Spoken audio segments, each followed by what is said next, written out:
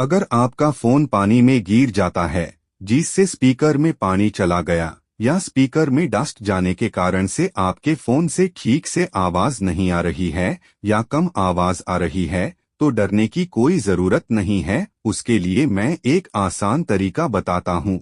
आपको जिस फोन के स्पीकर से आवाज कम आती है उस फोन में गूगल या गूगल क्रोम ओपन करना है और सर्च बार में फिक्स माय स्पीकर टाइप करना है। उसके बाद जो पहले वाली साइट ओपन होगी उसके ऊपर क्लिक करना है। उसके बाद आपको इस बटन के ऊपर क्लिक करना है जिससे एक टोन की आवाज आएगी और वाइब्रेशन होगा, जिसके प्रेशर से आपके मोबाइल के स्पीकर से सारा पानी या जो भी डस्ट होगा निकल जाएगा। है ना आसान तरीका।